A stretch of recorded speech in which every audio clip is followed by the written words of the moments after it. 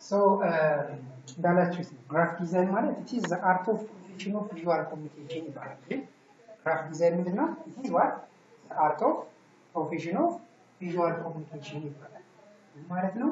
ምንም አይነት ቃል ካፋችን ሳይወጣ just በእይታ ብቻ ለሰዎች መልእክትን አድሬስ የምናደርግበት ወይም ደግሞ መልእክትን የምናስተላልፍበት ሙያ ወይንም ጥበብ ምን ይባላል?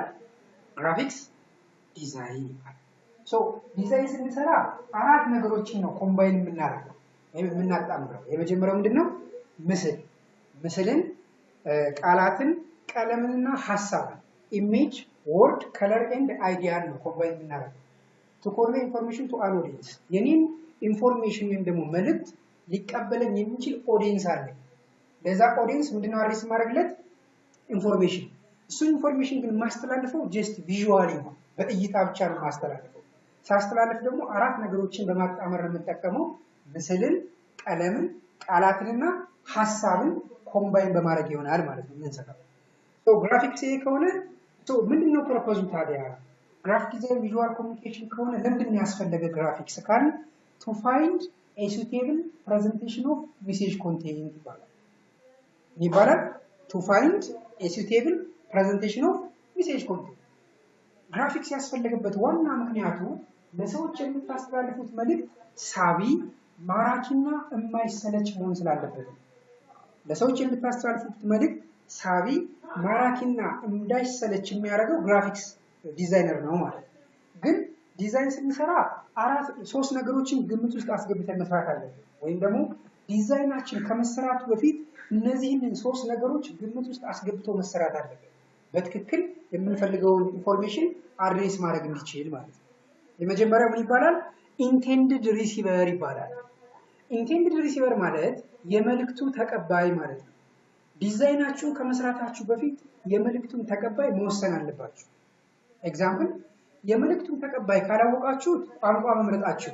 ለምሳሌ የሆነ ገጠር ቦታ ላይ የሚሰቀል ትልቅ ባነር ቢሆን በእንግሊዘኛ ብትጽፉት ጥቅም የለውም ማለት። ስለዚህ በእንግሊዘኛ ስትጽፉት ጥቅም የሌለው እንዳይሆን ከፈለግን ምን ማድረግ አለብን ማለት ነው? የምንጠቀመው ዲዛይን ሪሲቨሩን ያማከለ መሆን አለበት። የምትጠቀሙት ቋንቋ ያን አካባቢ ሊያነበው የሚችለው መሆን አለበት። ያ እንዲሆን አንደኛ ኢንቴንድድ ሪሲቨሩ ግምት መግባት አለበት ማለት ነው። ሁለተኛውንም ኢንቴንድድ ሪሲቨሩን ግምት ውስጥ ካላስገባችሁ ቀለም መምረጣችሁ። ለምሳሌ በእኛ ሀገር የራሳችን የሆነ የያዘን ቀለም አለን፣ የደስታ ቀለም አለን አይደል? ግን ኢንተርናሽናል ለምሳሌ በእኛ ሀገር የያዘን ቀለማችን ምንድነው? ጥቁር የደስታ ቀለማችን። ሌላ የምታውቁት ሀገር አለ ከኛ ውጭ ሌላ ቀለም የሚጠቀም? ሞክሩስ። ለምሳሌ አንድ እሺ ከኛ ውጭ የሚጠቀም ሌላ ማለት ነው? መታቂቃ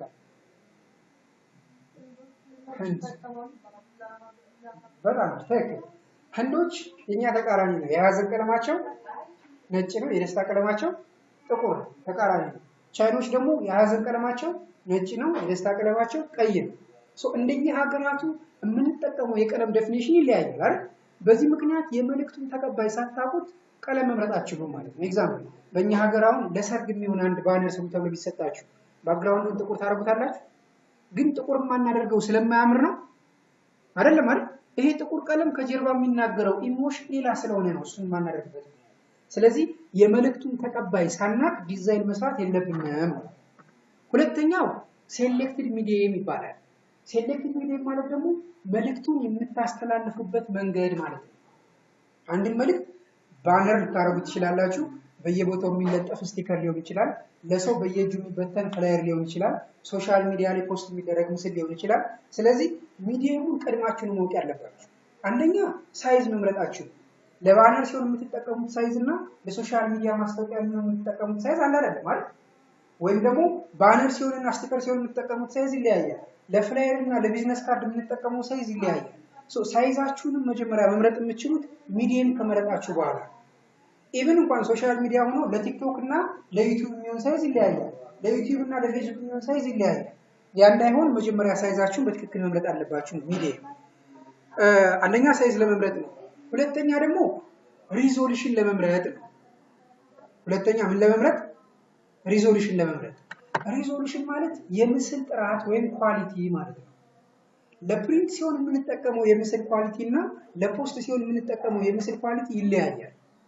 በዚህ ምክንያት ዲዛይን ከመሰራቴ በፊት ይሄንን ዲዛይን ሰርች ስጨርስ በምን መንገድ ነው ማስተላለፈው የሚለው መወሰን አለበት።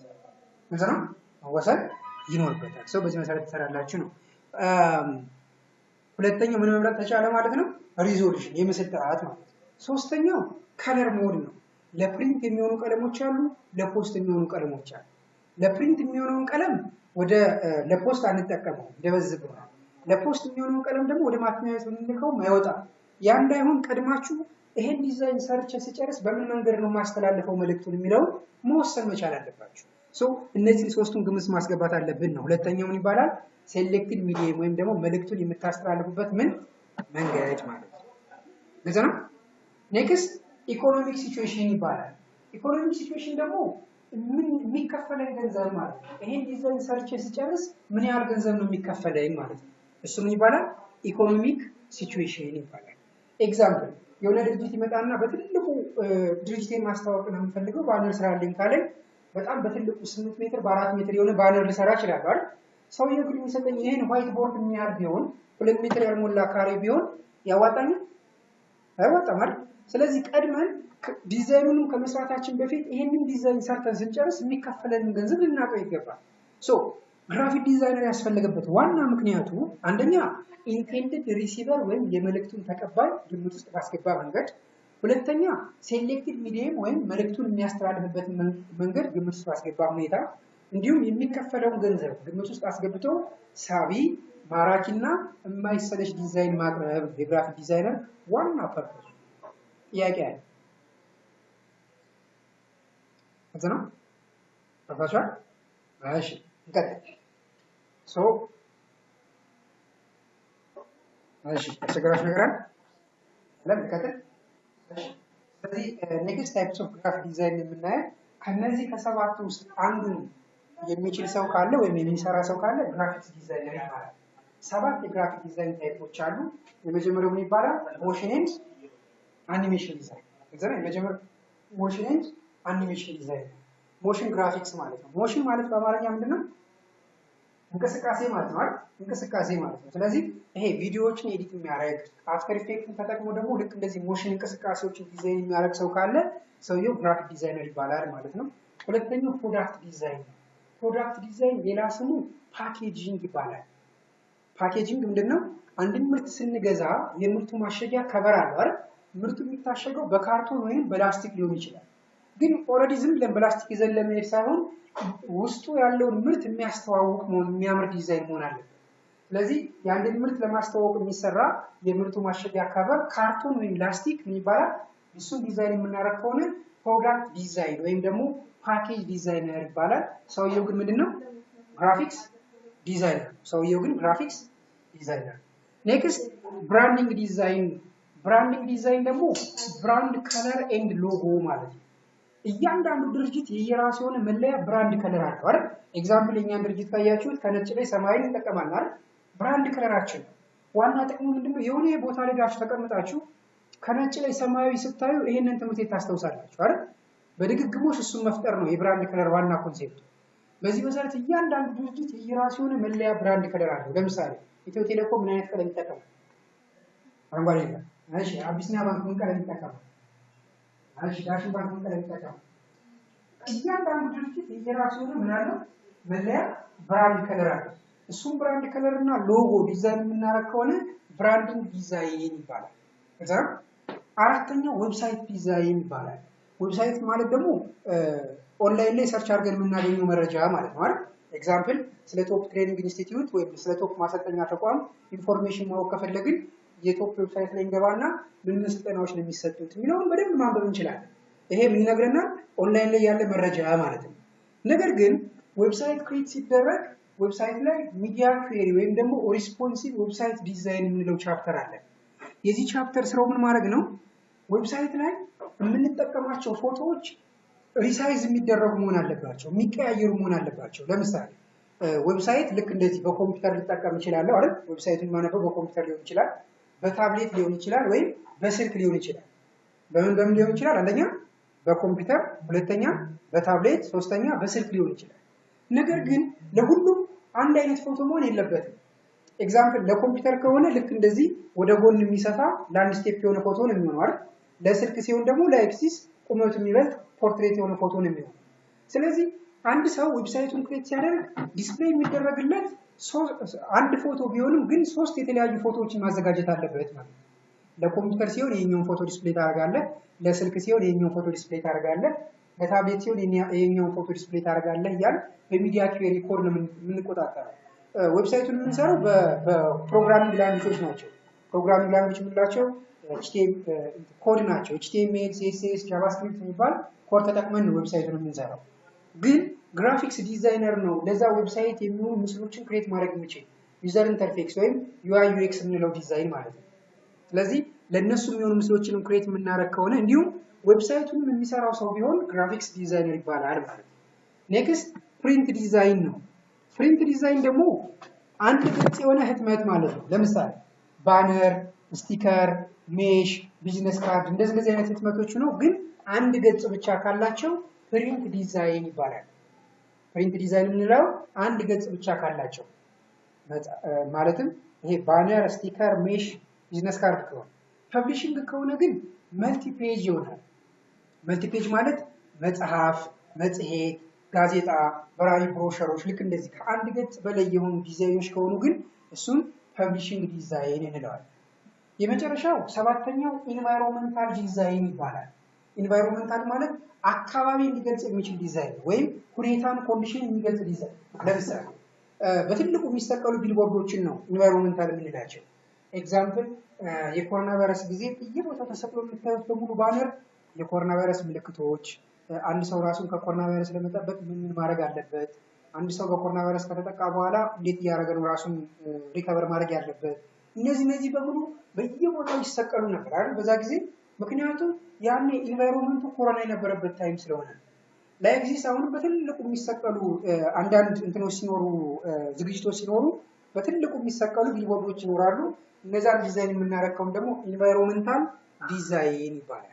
አንድ ሰው ግን ከነዚህ ከሰባቱ አንዱን የሚሰራ ከሆነ ሰውየው ግራፊክስ ዲዛይን ያለ። ዝም ብላችኋል። ከብራችሁ ነው ወይስ ቀሏችሁ? አከብራችሁ ማለት እሺ። ካልጠየቃችሁን ግን መጠየቅ አይቀርም። ኦኬ ኤሌመንትስ ኦፍ ዲዛይን ለምሳሌ ዲዛይን መስራት ማለት ነው? ኤግዛምፕል እኔ ማርከር ይዤ እዚህ ጋር ብጽፍ የምጠቀመው ዋይት ቦርድ እና ማርከር ነው አይደል? ለመጻፍ እኔ የተጠቀምኳቸው ቱሎች ዋይት ቦርድ እና ማርከር ይሆናል። ልክ እንደዚሁ ደግሞ አንድ ሰው ዲዛይን ለመስራት እነዚህን ስድስቱን ኤሌመንቶች ይጠቀማል ማለት ነው፣ ወይም ቱሎች ይጠቀማል ማለት ነው። የመጀመሪያው ቱል ላይን ይባላል፣ ወይም መስመር ማለት ነው። ላይን ማለት ማርክ ኮኔክቲንግ ቱ ፖይንት ማለት ነው። ሁለት የተለያዩ ፖይንቶችን ምን ማድረግ ኮኔክት ማድረግ። ለምሳሌ ይሄን መስመር ካያችሁት ከዚህ ጋር አንድ ፖይንት አለች፣ ከዚህ ሌላ ፖይንት አለች። ሁለቱን ለማገናኘት ልክ እንደዚህ ኮኔክት ስናደርጋቸው መስመር ሆነ ማለት ነው። መስመሩ ስትሬት ላይን፣ ከርቭ፣ ፋት፣ ቲን፣ ዳሽ ኦር ፓተርን ሊሆን ይችላል። ሁሉም መስመር ነው የሚባሉት። አንድ መስመር ግን ወይ ዊድዝ ወይ ሄይት ነው የሚኖረው እንጂ ዊድዝም ሄይትም አይኖረውም ማለት ነው። ሶ ላይን ብዙ ጊዜ ለምን እንደምንጠቀመው ለምሳሌ አንድ ጽሁፍ እንጽፍና እናሰምርበታለን አይደል? ለምን እናሰምርበት? ርዕስ መሆኑ ታዲያ ምን ይነግረናል? ሌላስ ለምን እናሰምርበት? የሆነ ጽሁፍ ጽፈን እናሰምራለን አይደል? ለምን አስፈለገ? ለምን እናሰምርበት? ለምን ይመስልሻል? አይደል? በደንብ አቴንሽን እንድንሰጠው ነው አይደል? የሆነ ጽሁፍ እንጽፍና ከመሀል ካሰመርኩበት በደንብ አቴንሽን ሰጥታችሁ እንድታነቡ ትፈልጋለሁ፣ ወይም ደግሞ ዳይሬክት የአንባቢን አይን ለመሳብ እነዚህ መስመሮች የምትጠቀሙት። የመጀመሪያው ዲዛይን መስሪያ ቱል ላይን ይባላል። እንዳልኩት አንድ መስመር ወይ ዊድዝ ይኖረዋል ወይ ሄይት ይኖረዋል። መስመሩ ግን ዊድዝም ሄይትም ካለው ምን ይባላል? ሼፕ ይሆናል፣ ቅርጽ ይሆናል ማለት ነው። ሶ ሼፕ ሃዝ ሄይት ኤንድ ዊድዝ ነው። ዊድዝም ሄይትም ይኖረዋል። ሁለት አይነት ቅርጾች አሉ፣ ጂኦሜትሪክ ሼፕ እና ናቹራል ሼፕ ይባላሉ። ጂኦሜትሪክ ሼፕ የምንላቸው ጂኦሜትሪካሊ ወይም ደግሞ ማትማቲካሊ የምናውቃቸው ቅርጾች ናቸው። ለምሳሌ ሬክታንግል፣ ኢሊፕስ ኦር ሰርክል፣ ትሪያንግል፣ ፖሊጎን፣ ስታር፣ እነዚህ በሙሉ ጂኦሜትሪክ ናቸው። ስትራክቸርድ እና ሬጉላር የሆኑ ቅርጾች ይባላሉ። ለምን? ቢለኩ ዊድዛቸው ይታወቃል፣ ሄይታቸው ይታወቃል፣ አንግላቸው ይታወቃል፣ ኤሪያቸው ይታወቃል። በዚህ ምክንያት ስትራክቸርድ ኦር ሬጉላር ሼፕ ይባላል። ናቹራል የሆኑ ሼፖች ግን ኢሬጉላር ወይም ፍሉድ ሼፕ ይባላል። ለምሳሌ የኛ ቅርጽ የሰው ቅርጽ አሁን ኢሬጉላር ነው። ለምን? ቢለካ ዊድዙ፣ ሄይቱ፣ ኤሪያው፣ አንግሉ አይታወቅም አይደል? ለምሳሌ የሰው ልጅ እኮ ኤሪያ ለመፈለግ እጣቱ በሙሉ በትክክል ተለክታ ነው። እሱ ደግሞ አስቸጋሪ ይሆናል ማለት ነው። በዚህ ምክንያት ከኔቸር የምናገኛቸው ቅርጾች ኢሬጉላር ኦር ፍሉድ ሼፕ እንላቸዋለን ማለት ነው። ብዙ ጊዜ ግን ዲዛይን ስንሰራ a good building block for graphics ዲዛይን በመባል ይታወቃል። ጂኦሜትሪክ ሼፕ ምንም አይነት ዲዛይን ስንሰራ ሁሌም ያለ ጂኦሜትሪክ ሼፖች ዲዛይን መስራት አይቻልም። ለምሳሌ አሁን እነዚህን እንኳን ይሄን ዲዛይን ለመስራት ይሄንን ባክግራውንዱ ምን ቀለም አድርገናል? ቢጫ አይደል? ቢጫ ለማድረግ እኮ አራት ማዕዘን ቅርጽ ተጠቅሜያለሁ። ይሄንን ባክግራውንዱን ጥቁር ለማድረግ አራት ማዕዘን ቅርጽ ተጠቅሜያለሁ አይደል? ጥቁር ለማድረግ። ስለዚህ ምንም አይነት ዲዛይን ለመስራት እንደዚህ አይነት ቅርጾችን ትጠቀማላችሁ ማለት ነው። ኢሬጉላር ኦር ፍሉድ ሼፕ ማለት እሱ ነው ማለት ነው። ኔክስት ቅርጽ ለምን ያገለግላል? አንደኛ አንድን አይዲያ ሲምቦላይዝ ያደርጋል። ለምሳሌ ብዙ ጊዜ የትራፊክ ምልክት ላይ የእጅ ምልክት ካለ ምን ይሁን ማለት ነው? ቆም ማለት ነው አይደል? ስቶፕ ማለት ነው። ኤስ የምን ምልክት ነው? ፊሜል አይደል? ለምሳሌ የሴቶች መታጠቢያ ቤት ላይ ይሄን ምልክት ካደረግን ፊሜል የሚል ቴክስት መጻፍ ይጠበቅብናል? ምንም አንድን አይዲያ ሲምቦላይዝ ያደርጋል ማለት ነው። ምንም አይነት ጽሑፍ ሳትጽፉበት እችን ብቻ ምልክት በማድረግ ከሰዎች ጋር መግባባት ይቻላል። ሌላው የቅርጽ ስራ ግን ሞር ኢንተረስቲንግ የሆነ ሳቢና ማራኪ የሆነ ዲዛይን ለመስራት ከቅርጽና ከቴክስትና ከፎቶ ጋር ማጣመር ነው። ቴክስቱን ከባክግራውንድ ላይ ቅርጽ ስታስገቡለት ወይም ፎቶን በቅርጹ ስታስገቡት ሞር ማራኪና ሳቢ የሆኑ ዲዛይኖችን ለመስራት ያገለግላቸዋል። እንትና እሱ ያገለግላቸዋል ማለት ነው። ሼፕሱን ይዛል። ኔክስት ቴክስቸር። ቴክስቸር ሉክ ኦር ፊል ኦፍ ኤ ሰርፌስ ፕሮቮክስ ኢሞሽን ነው። ዋና የቴክስቸር ስራው ደግሞ ለምትሰሩት ስራ ዴፕዝ መስጠት ነው፣ ሰዎች እንዲረዱት ለማድረግ ማለት ነው። ለምሳሌ ባጭሩ ቴክስቸር ማለት ይሄ ራፍነስ ማለት ነው። እሺ ሻካራነት ወይ ለስላሳነት ወይንም ምስል ማለት ነው፣ ፎቶ ማለት ነው። ለምሳሌ እዚህ ጋር አንድ ሴራሚክ ቢሰበር ሴራሚኩ ተሰበረ ብላችሁ ለአንድ ሰው ከምትነግሩትና ፎቶ አንስታችሁ ከምታሳዩ የትኛውን ነው ሞር የሚረዳው? ፎቶ ማለት ፎቶውን ሲያየው መሰበሩን ብቻ ሳይሆን ይሄ ሴራሚክ ይቀየር ወይስ አይቀየር፣ ይሄ ሴራሚክ እዛው ላይ መጠገን ይችላል አይችልም የሚለውን ማወቅ ይችላል በፎቶ ከሆነ። ተሰበረ ካላችሁት ግን ምን ያህል እንደተጎዳ ዴፕዙን አትነግሩትም ማለት። ስለዚህ ለምትሰሩት ዲዛይን ሞር ሰዎች እንዲረዱት ለማድረግ ዴፕዝ እንዲሰጡት እንደዚህ አይነት ምስሎችን መጠቀም ትችላላችሁ ነው። ይሄንን ምን እንለዋለን? ቴክስቸር ይባላል። ኔክስት ስፔስ። ስፔስ ማለት ደግሞ ዲስታንስ ኦር አራውንድ ቢትዊን ቲንግስ ነው። ኦኬ ዲስታንስ አራውንድ ኦር ቢትዊን ቲንግስ ነው። በሁለት ነገሮች መካከል ያለ ወይም ደግሞ ባዶ ቦታ ላይ ያለ ፍሪ ስፔስ ማለት ነው። ባጭሩ ባዶ ቦታ መተው በራሱ አንድ የዲዛይን ኤሌመንት ነው። ባዶ ቦታ መተው በራሱ ሶ ሰፓሬትስ ኦር ዩኒፋይስ ሃይላይትስ ፕሮቫይድስ ረስት ፎር አይ ነው። ዋና ስፔስ ያስፈለገበት ምክንያት ግን ለአይን ረፍት መስጠት ነው። አይናችን ዲዛይን ሲያነብ ወይም ዲዛይን ሲያይ በየመሃሉ ፍሪ መሆን ይፈልጋል ወይም ረፍት ይፈልጋል። ያንን ረፍት የምንሰጥበት የዲዛይን ኤሌመንት ደግሞ ስፔስ ነው። ዲዛይን ስንሰራ ባዶ ቦታ መተው በራሱ አንድ የዲዛይን ኤሌመንት ነው ማለት። ስለዚህ ሞር ሰዎች ፎከስ አድርገው እንዲያዩና የሚስብ ዲዛይን ለመስራት ያገለግላቸዋል ስፔስ ነው። አምስተኛው ዲዛይን ኤሌመንት ደግሞ ሳይዝ ነው። ሳይዝ ማለት how large or small something ነው። አንድ ነገር ምን ያህል ትልቅ ነው ወይንም ደግሞ ምን ያህል ትንሽ ነው የምትሉ ከሆነ ምን ይባላል? ሳይዝ ይባላል። ሳይዝ እሱ ነው። ሞር ትልቅ በሆነ ቁጥር ኢምፖርታንት ነው እያላችሁ ነው። ለምሳሌ የሆነ ቴክስት ስጽፍ ለምሳሌ ከላይ ቶፕ ትሬኒንግ ኢንስቲትዩት ብዬ በትልቁ ጻፍ፣ ከዛ ትንሽ አነስ አድርጌ ደግሞ ከታች ቋንቋና የኮምፒውተር ማሰልጠኛ ተቋም ብዬ ብጽፍ፣ ከዛ በታች ደግሞ የምንሰጣቸውን ኮርሶች ግራፊክስ ዲዛይን፣ ዌብሳይት ዲዛይን፣ ፕሮግራሚንግ ላንጉዌጅ፣ ዲጂታል ማርኬቲንግ፣ ቪዲዮ ኤዲቲንግ እያል እንግሊዘኛ፣ አማርኛ፣ ኦሮምኛ፣ ፍሬንች፣ ጀርመንኛ፣ ቻይኒስ እያልኩ ብጽፍ ልዩነቱ ምንድነው? የመጀመሪያው ከላይ ቶፕ ትሬኒንግ ኢንስቲትዩት የሚለው ትልቅ ነው። ያ ማለት ሰው በደንብ አቴንሽን ሰጥቶ እንዲያዩ የፈለጉት እሱን ነው ማለት ነው። ከዛ የኮምፒውተርና ቋንቋ ማሰልጠኛ የሚለውን ትንሽ አነስ አደርገዋለሁ። አንድ ሰው እሱን አይቶ ሲጨርስ ደግሞ ወደዚህ እንዲመጣ ማለት ነው። እሱን አይቶ ሲጨርስ ደግሞ አሁንም ጊዜ ካለው ከታች የተደረደሩትን የምንሰጣቸውን በሙሉ ስልጠናዎች እንዲያነብ እያደረኩት ነው ማለት ነው። በአጭሩ ሳይዙን ባሳነሳችሁት ቁጥር ወይም ደግሞ ትንሽ በሆነ ቁጥር የመጥቀም ቻንሱ ትንሽ ነው ማለት ነው። ሳይዙ ትልቅ በሆነ ቁጥር ደግሞ ሞር ኢምፖርታንት ነው እያላችሁ ነው ማለት ነው። በደንብ ትልቅ ባረጋችሁት ቁጥር ሰዎች አቴንሽን ሰጥተው እንዲያነቡት እያደረጋችሁት ይሆናል። ከዛ ውጭ ግን ሳይዙን በማተለቅና በማተነሽ ኮንትራስት ነው የምትሰሩት፣ ንጽጽር። ሳይዙን ትልቅ ስታረጉት በደንብ እንድታየው የምፈልገው ይሄኛውን ነው ማለት ነው። ትንሽ ካሳነስኩት ጊዜ ካለ ደግሞ ይሄኛውን ጨምረህየው እንደማለት ነው። ስለዚህ ለማለት ያገለግላችኋል፣ ኮንትራስት ለማለት ንጽጽር ያገለግላል። ስድስተኛውና የመጨረሻው የዲዛይን ኤሌመንት ከለር ነው። ከለር ማለት ከለር ምን ይመስላል? ቀለም ማለት ቀለም ምን ይመስላል? ቀለም ምን ይመስላል? ጥሬ ዴፊኒሽን ምን ይመስላችኋል? ቀለም ሲባል አስቸጋሪ ነው አይደል ለመፍታት? ከለር ማለት ኤ ኮምባይኔሽን ኦፍ አርጂቢ ይባላል። አር ማለት ሬድ ነው፣ ጂ ማለት ግሪን ነው፣ ቢ ማለት ብሉ ማለት ነው። ምድር ላይ ያሉ ቀለሞች በሙሉ እዚህ ጋር የምታዩቸው ሁሉም ቀለሞች የተገኙት ሶስት ቀለም በመቀላቀል አር ጂ ቢ ቀለሞች ሁሉም የኮምባይኔሽን ኦፍ አርጂቢ ነው። ውስጥ ላይ ስለ ከለር ሳምፕል ስናወራ በሰፊው ያሳያቸዋለሁ ሄክሳዴሲማል ተጠቅሜ። ግን ባጭሩ ለምሳሌ አር 0 ጂ 0 ቢ 0 ሲሆን ብላክ የሚባል ከለር ታገኛላችሁ። አር 255 ጂ 0 ቢ 0 ሲሆን ሬድ የሚባል ከለር እናገኛለን። አር 255 ጂ 255 ቢ 0 ሲሆን የሎ የሚባል ከለር እናገኛለን። አር 0 ጂ 255 ቢ 0 ሲባል ግሪን ከለር ይገኛል። አር 0 ጂ 0 ብሉ 255 ሲሆን ብሉ ከለር ይገኛል። ሶስቱም 192 ካደረግናቸው ግሬ ከለር እናገኛለን። ሶስቱም 255 ካደረግናቸው ዋይት ከለር ይገኛል። ባጭሩ ሁሉም ምድር ላይ ያሉ ቀለሞች በሙሉ የምታገኟቸው እነዚህ ሶስቱም ቀለሞች በመቀላቀል ነው። በዚህ ምክንያት ከለር ማለት ኤ ኮምባይኔሽን ኦፍ አርጂቢ ነው ማለት ነው። እነዚህ ሶስቱም ቀለሞች በመቀላቀል የሚገኝ ስለሆነ የቀለም ዋና ስራው ምንድነው? የጆሮ ስራው ምን ማድረግ ነው? መስማት። እሺ፣ የአፍንጫ ስራው ምን ማድረግ ነው? እሺ፣ የአይን ስራው ምን ማድረግ ነው? ምንድነው የሚያየው? ለምሳሌ ምንድነው የሚያየው? በጣም ብዙ ጊዜ አይን የሚያየው እኮ ቀለም ነው አይደል? ኤግዛምፕል ይሄን ወንበር እዩትና የሆነ ነገር ከፍ ካላደረገው ይሄ መስመር ብቻውን እዚህ ጋር እንደማይቆም አውቀዋለሁ አይደል? ለዛ ነው ወንበር ያለው። ባጭሩ አይናችን በተፈጥሮ የሚያየው ነገር ቀለም ነው።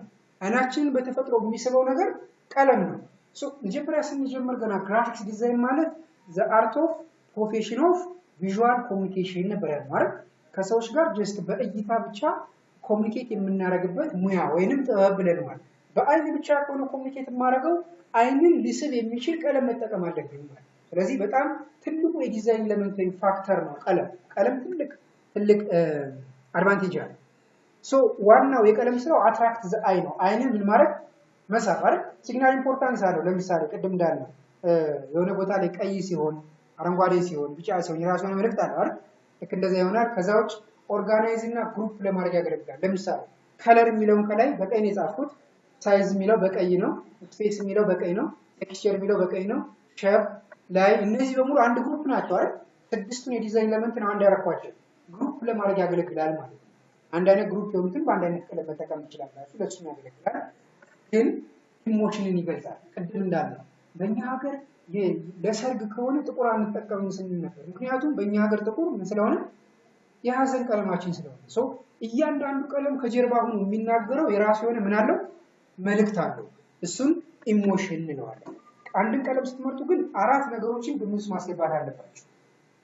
የሆነን ቀለም ለሆነ ድርጅት ስትመርጡ አራት ነገሮችን ግምት ውስጥ ማስገባት አለብን። የመጀመሪያው አፒራንስ ይባላል። የቀለሙ ይዘት ወይም ያለበት ሁኔታ። አንዳንድ ቀለሞች በተፈጥሯቸው አሰልቺ ናቸው አይደል? ኤግዛምፕል አሁን የምንማርበት ክፍል ሙሉ ጥቁር ብንቀባው ወይም ደግሞ ሙሉ ቀይ ብንቀባው ምን ያህል ደቂቃ እንቆያለን? ከዚህ ክላስ በጣም አሰልቺ ነው አይደል? ቀለሙ እንደዛ መሆን የለበትም ነው። የምትጠቀሙት ቀለም የሚስብ፣ የሚማርክ፣ የማይሰለች ቀለም መሆን አለበት። እሱን አፒራንስ ትሉታላችሁ። አንደኛው ፋክተር እሱ ይሆናል። ሁለተኛው የቀለም መምረጫ ደግሞ ፋክተራችን ኢሞሽን ይሆናል። ኢሞሽን የምንለው ደግሞ እያንዳንዱ ቀለም ከጀርባ የሚናገረው የራሱ የሆነ መልእክት አለው ማለት ነው። ቀይ ስንጠቀም የራሱ የሆነ መልእክት አለው። አረንጓዴ ስንጠቀም የራሱ የሆነ መልእክት አለው። ቢጫ ስንጠቀም፣ ጥቁር ስንጠቀም የራሳችን የሆነ ከጀርባ የሚናገረው ኢሞሽን ይኖረዋል። ሁለተኛው እሱን ግምት ማስገባት አለብን ማለት ነው። ሶስተኛው አክቲቭ ኤንድ ፓሲቭ ሬንጅ ይባላል።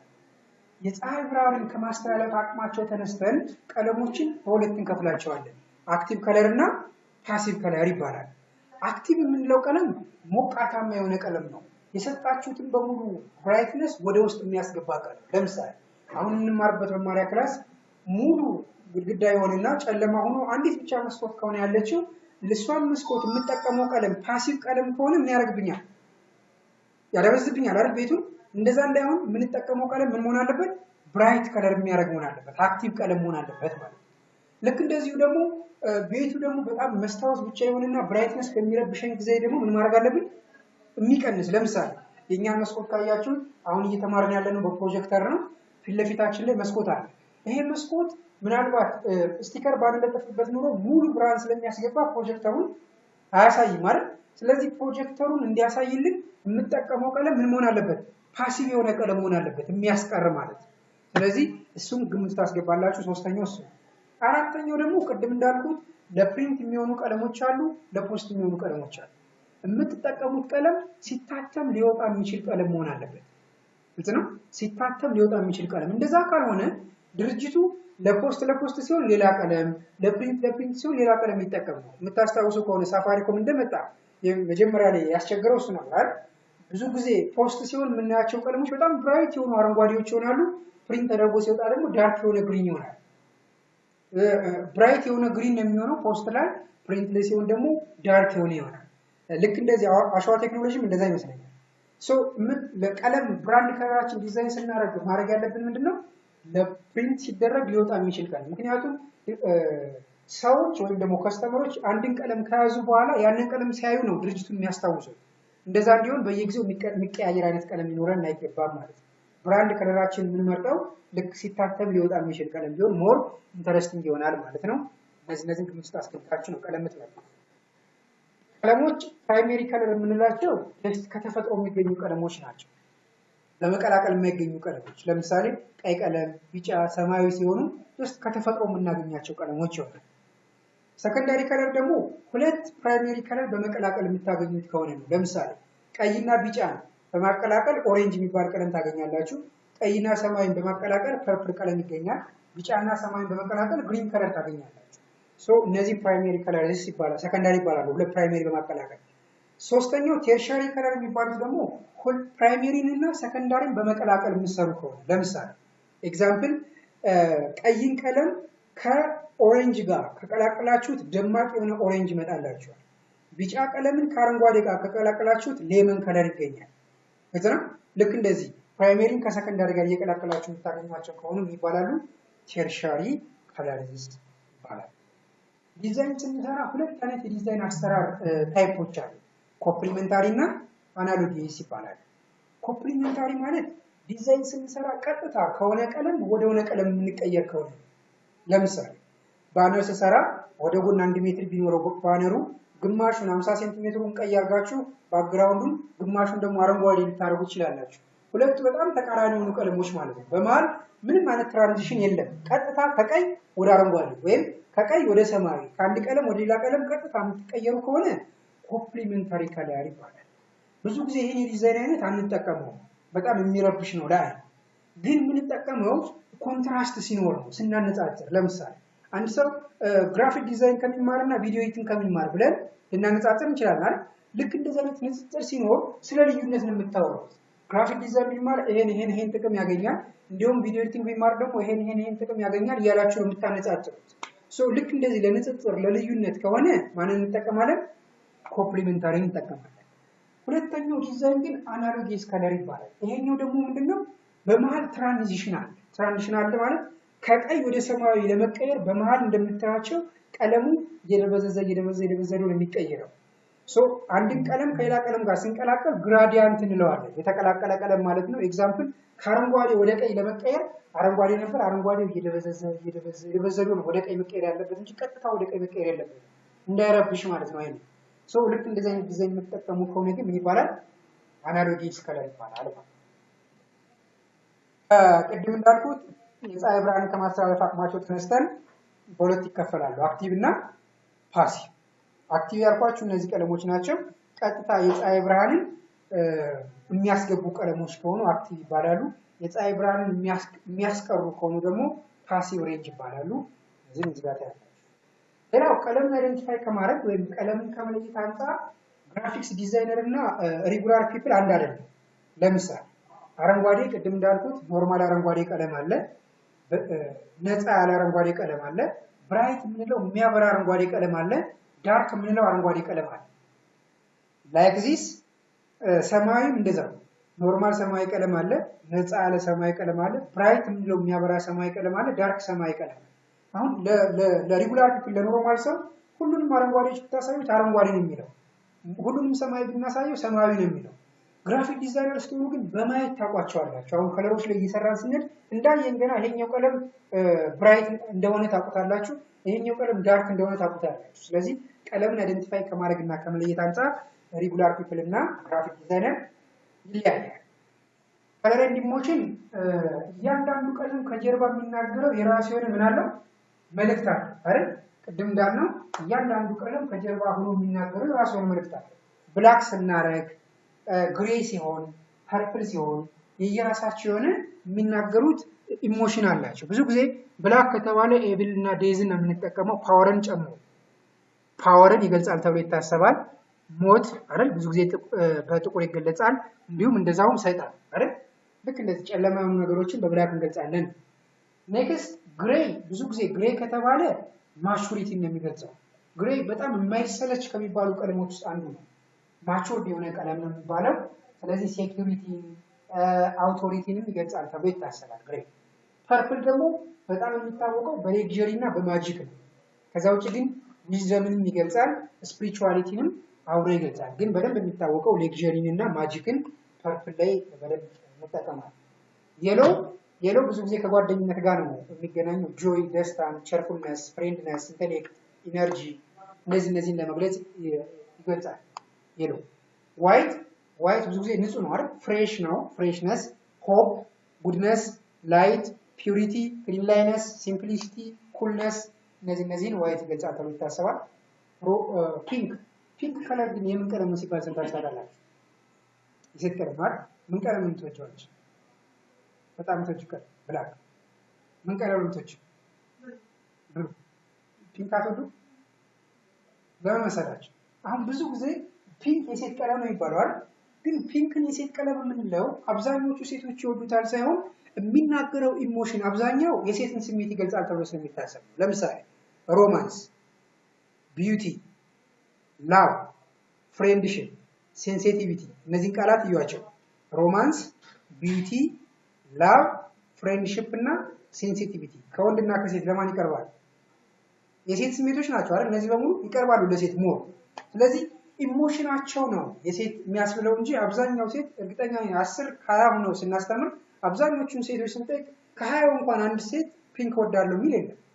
ስለዚህ ፒንክ የሚለውን ሴቶች ይወዱታል ማለት ሳይሆን ጀስት ከጀርባ የሚናገረው ኢሞሽን የሴትን ስሜት ይገልጻል ማለት ነው። ሬድ ብዙ ጊዜ ዳንጀር ነው አይደል? ዳንጀር፣ ሮማንስ ጠያባ ይሰጣል። ሮማንስ አርጀንት ለሆነ ነገርም እንደዛው ለአደጋ ጊዜ ምናምን ቀይ ይጠቀማል። ብሉ ከተባለ ደግሞ የሚታወቀው ፒስ ኤንድ ስቴቢሊቲ ነው። ሰላምና መረጋጋት ሁለቱን ነው በደንብ ይገልጻል ተብሎ የሚታሰበው። ኮንፊደንስንም እንደዛው ብሉ ፒስ፣ ስቴቢሊቲ፣ ካልምነስ፣ ኮንፊደንስ እነዚህን ይገልጻል ብሉ። ግሪን ደግሞ ብዙ ጊዜ የምናያይዘው ከምን ጋር ነው? ጀስት ከተፈጥሮ ጋር ነው፣ ከኔቸር ጋር። ላይፍ፣ ግሮዝ፣ ኤንቫይሮንመንት፣ ሄሊንግ፣ መኒ፣ ሴፍቲ፣ ሪላክሴሽን እና ፍሬሽነስ እነዚህ ደግሞ ከግሪን ጋር እናገራለን። ስለዚህ ቀለሞችን ስትመርጡ ባክግራውንዱን ቀይ ስታደርጉት ቀይ ሳደርገው ሰዎች ከጀርባ ምንድን ነው የሚያስቡት የሚለው መታወቅ አለበት ማለት ነው። እሱ ምን ይባላል? ኢሞሽን ይባላል። እሱን ኢሞሽን ይባላል። ወርኪንግ ኤሪያ አንድ ሰው ግራፊክ ዲዛይን ተምሮ ሲጨርስ የት ቦታዎች ገብቶ መስራት ይችላል? የመጀመሪያው ምን ይላል? ክሬቲቭ ኤንድ አርት ዳይሬክተር። ኤግዛምፕል አንድ የፊልም ቀረጻ ቢኖር ባክግራውንዳችን ነጭ ቢሆን የሚቀረጹት ሰዎች ምን አይነት ልብስ ቢለብሱ ነው የሚወጣው የሚለውን የሚያውቀው ግራፊክ ዲዛይነር ነው። ከቀለም ላይ ምን አይነት ቀለም እንደሚወጣ ያውቀዋል። ቅድም እንዳልነው ቀለምን አይደንቲፋይ የማድረግ አቅሙ ከፍተኛ ስለሆነ ስለዚህ እነዚህ ቦታዎች ላይ ገብቶ መስራት ይችላል ነው። ፓኬጅ ዲዛይነር ሊሆን ይችላል። የአንድ ምርት ማሸጊያ ከበር ዲዛይን ማድረግ ሊሆን ይችላል። ብራንድ አይዲ ዲቨሎፐር እያንዳንዱ ድርጅት የየራሱ የሆነ መለያ ብራንድ ከለር አለው አይደል? እነዛን ከለሮች ዲዛይን የምናደርግ ከሆነ ብራንድ አይደንቲፊኬሽን ዴቨሎፐር ማለት ነው። ቪዥዋል ኢሜጅ ዴቨሎፐር ጀስት ለሶሻል ሚዲያ ማርኬቲንግ የሚሆኑ ምስሎችን ኤዲት የሚያደርግ ከሆነ ለቪዥዋል ብቻ ፕሪንት የማይደረግ ምስል ከሆነ ቪዥዋል ጆርናሊስት ምንድነው? ጋዜጠኛ አይደል? ቪዥዋል ጆርናሊስት ማለት ደግሞ የእይታ ጋዜጠኛ ማለት። ግራፊክ ዲዛይነር ስንሆን አንድ ጋዜጠኛ ጽሁፉን ይሰጣችኋል እንጂ ይሄንን ቀለም ተጠቀሙ፣ ቴክስት ስታይሉ እንደዚህ ይሁን፣ ይሄን ፎቶ መጠቀም አለባችሁ አይልም። የዲዛይነር ስራ ነው ይሄ። ሶ ጋዜጣውን የጻፈው ሰው ጸሐፊ ጆርናሊስት ከተባለ ጋዜጣውን ዲዛይን ያደረገው ሰው ደግሞ ቪዥዋል ጆርናሊስት ይባላል ማለት ነው። ሌላው ሎጎ ዲዛይነር ለእያንዳንዱ ድርጅት ከሚሰራው ስራ ተነስተን መለያ አርማ ወይም ሎጎ ዲዛይን እናደርጋለን። እሱ ሎጎ ዲዛይነር ይባላል። ኢንተርፌስ ዲዛይነር ዩአይ ያልኳችሁ ዩዘር ኢንተርፌስ ዩአይ ዩኤክስ የሚባል ዲዛይን አለ ሶፍትዌር ላይ። ያ ማለት ለሚሰራው ሶፍትዌር ፍሮንት ሳይዱ ወይም ደግሞ ዩዘር የሚያየው ዩዘር ኢንተርፌስ ሳይዱን ዲዛይን የሚያደርግ ማለት ነው። እሱንም ቀለሞችን አይደንቲፋይ ማድረግ የሚችለው ግራፊክ ዲዛይነር ነው እንጂ ዌብሳይት እና ሶፍትዌር ኢንጂነር አይችልም። እሱ ቀለምን አይደንቲፋይ ማድረግ ከዛ አንፃር ኢንተርፌስ ዲዛይነር የሚሰራ እሱ ነው ማለት ነው። ኢሉስትሬተር ኢሉስትሬሽን ማለት ለአኒሜሽን የሚሆኑ ምስሎች ማለት ናቸው።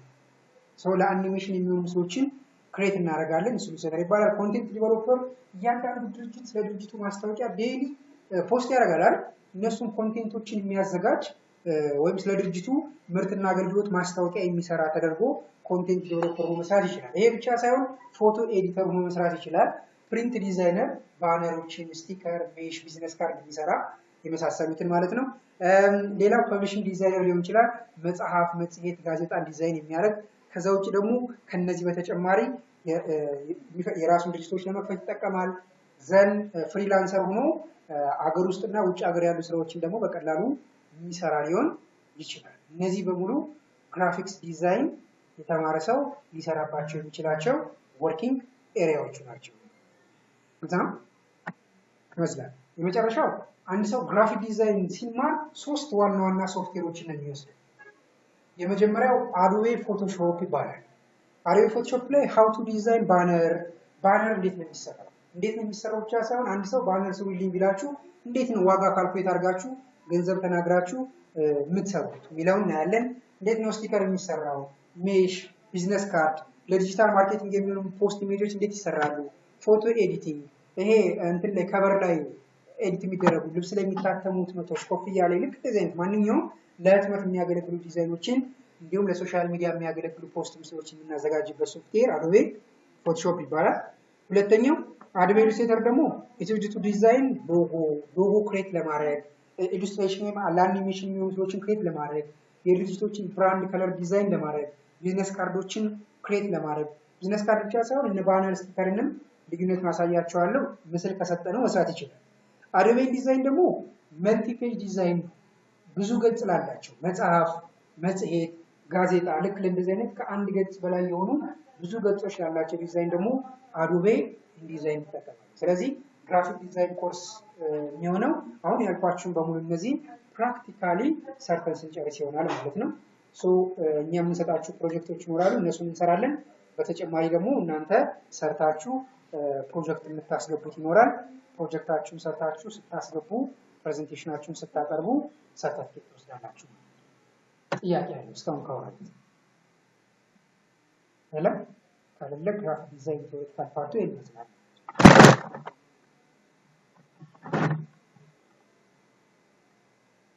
ተጋዳን አይደለም? ካለ ምንድነው ፎቶሾፕ የሚሰራው የሚለውን ላሳያችሁና ከዚህ በኋላ በፕራክቲካል ክላስ እንገናኛለን። ሶ ምንድነው የሚሰራው?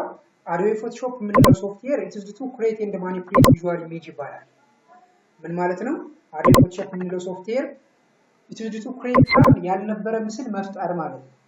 ከዚህ በፊት ያልነበረ ምስል ለመፍጠር ወይም ደግሞ ያንን ምስል ኤዲት ለማድረግ ነው የሚያገለግለው አዶቤ ፎቶሾፕ።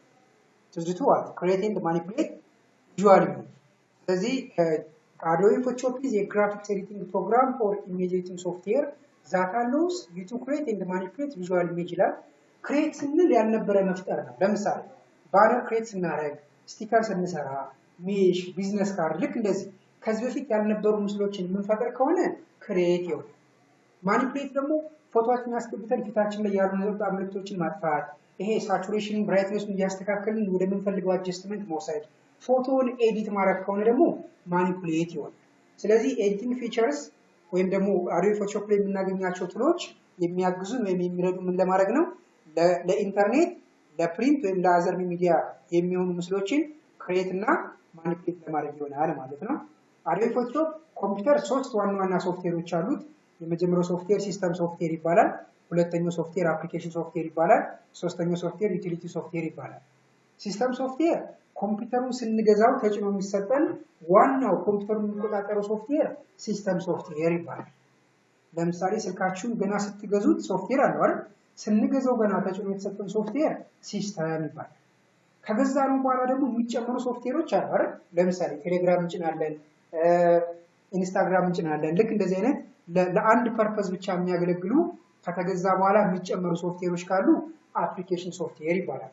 ተመሳሳይ ነው ኮምፒውተር ላይ። ሶስተኛው ደግሞ ዩቲሊቲ ሶፍትዌር ይባላል። ዩቲሊቲ የምንለው ሶፍትዌር ሲስተም ሶፍትዌሩ በአግባቡ ስራውን እንዲሰራ የሚያግዙ ሶፍትዌሮች ናቸው። ለምሳሌ ኮምፒውተራችን ስራውን በአግባቡ እንዳይሰራ አታክ የሚያደርጉት ምኖች ናቸው?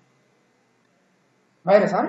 ኮምፒውተርን ከቫይረስ ፕሮቴክት የሚያደርጉ አንቲቫይረሶች ደግሞ ዩቲሊቲ ሶፍትዌር ይባላል። ኮምፒውተሩ በአግባቡ ስራውን እንዲሰራ ምን ያደርጋሉ? ያግዛሉ ማለት ነው። ከነዚህ ሶፍትዌሮች ውስጥ ፎቶሾፕ የትኛው ሶፍትዌር ነው? አፕሊኬሽን ሶፍትዌር ነው። አፕሊኬሽን ሶፍትዌር ከሆነ ደግሞ ስንገዛው ተጭኖ አይሰጠንም። ምን ማድረግ አለብን? መጫን አለብን አይደል? መጫን አለብን። ሶ አዶቤ ፎቶሾፕን አንደኛ ዳውንሎድ በማድረግ መጫን ይቻላል። ሁለተኛ ደግሞ ከሰው በፍላሽን በመውሰድ መጫን ይቻላል ማለት ነው። እናንተ ቤታችሁ ላይ እዚህ ኮምፒውተሮች እኛ ኮምፒውተሮች ላይ ኦልሬዲ ስናሰለጥንበት ስለቆየን ኦልሬዲ ተጭነዋል። እናንተ ላይ ደግሞ ራሳችሁ ኮምፒውተሮች ካሉ ወይ ሶፍትዌር እንሰጣቸዋለን ወይም ደግሞ ኮምፒውተሮቻችሁን ታመጧቸውና ኢንስቶል እናደርግላቸዋለን ማለት ነው። ካረግን በኋላ ቀጣይ ስራችን ማድረግ ነው። ከተጫነ በኋላ መክፈት አይደል? ግን እዚህ ጋር ሄደን አዶቤ ፎቶሾፕን መክፈት ይቻላል ማለት ነው። ወይም ደግሞ ልክ እዚህ ጋር መጥቼ አዶቤ ከሚለው ላይ አዶቤ ፎቶሾፕ የሚለው መክፈት ይችላለሁ። ወይንም ሾርትከት ካለ ደግሞ እዚህ ጋር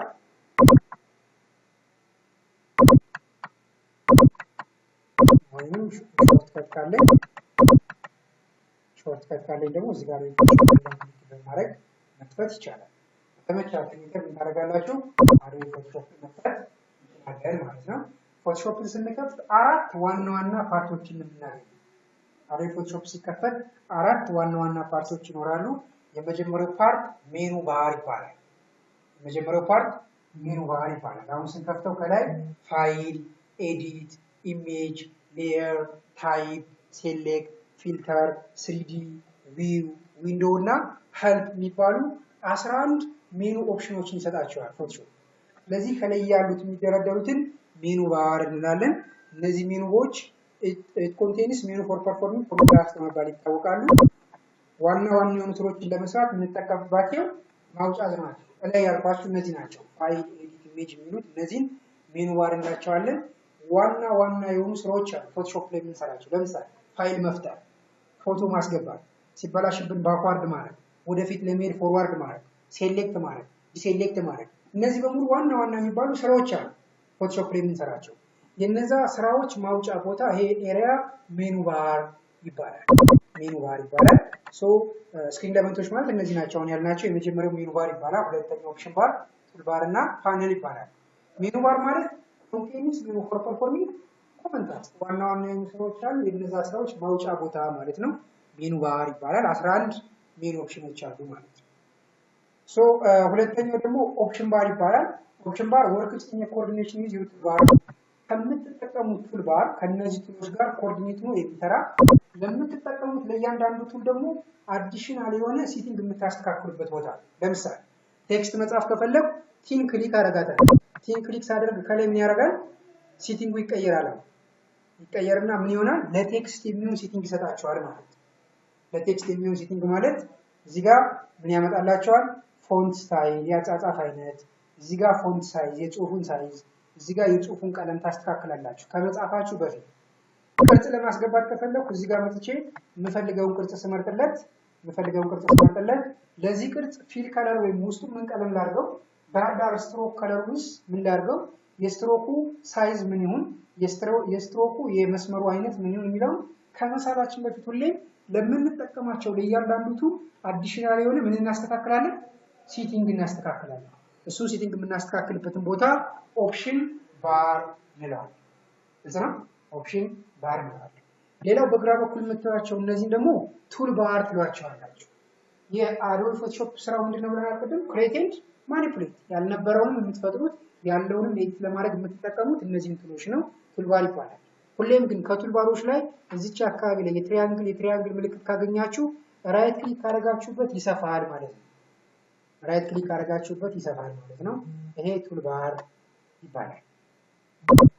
ስለዚህ መጀመሪያ ሜኑ ባር አየን፣ ሁለተኛው ኦፕሽን ባር አየን፣ ሶስተኛው ቱልባር አየን። ዲስ ቱልስ ታይፒካሊ ፎር አንደር ዘ ካቴጎሪስ ኦፍ አሁን ካየናቸው ቱሎች ከተደረደሩት ውስጥ ድሮ ለማድረግ ለመሳል የሚያገለግል ቱል አለ። ፔይንቲንግ ለቀለም ለመቀባት ወይም ለመሳል የሚያገለግል ቱል አለ። ሜዠሪንግ ለመለካት የሚያገለግል ቱል አለ። ናቪጌሽን ለማቅረብና ለማራቅ ዙም ኢን ዙም አውት ለማድረግ የሚያገለግል ቱል አለ። ሴሌክሽን ለመምረጥ አንድን ፎቶ ቆርጬ ወደ ምፈልገው ቦታ ለመውሰድ መምረጥ አለብኝ መጀመሪያ። ሴሌክት ለማድረግ የሚያገለግል ቱል አለ። ታይፒንግ ለመጻፍ የሚያገለግል ቱል አለ። ሪተቺንግ ለማስተካከል የሚያገለግል ቱል አለ ማለት ነው። ሶ ቅድም እንዳልኩት ሳም ቱልስ ኮንቴን ስሞል ትራያንግል ኢን ዘ ቦተም ራይት ኮርነር፣ ከቱሉ በቀኝ በኩል ሆኖ ከታች ላይ ትንሽ የትሪያንግል ምልክት ካገኛችሁ ከዚህ ቱል ላይ ራይት ክሊክ ብታደርጉበት ይሰፋል ማለት ነው። ትሪያንግል ከሌለው ራይት ክሊክ ብታደርጉበትም አይሰፋም። ትሪያንግል ራይት ክሊክ ብታደርጉበትም አይሰፋም። እነዚህ ቱልባር ይባላል። የመጨረሻው ምን ይባላል?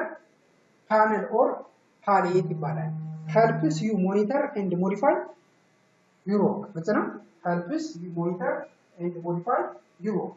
የምትሰሩትን ስራ በሙሉ ሞኒተር ለማድረግ ለመቆጣጠር፣ የምትሰሩትን ስራ በሙሉ ደግሞ ሞዲፋይ ለማድረግ ለማስተካከል የምትጠቀሙበት ቱል ከሆነ ምን ይባላል? ፓነል ኦር ፓሌት ይባላል። ግልጽ ነው። በዚህ መሰረት ነው የምትሰሩ። ምንድነው ፓነል ኦር ፓሌት? በቀኝ በኩል ይሄ ይታያችኋል አይደል?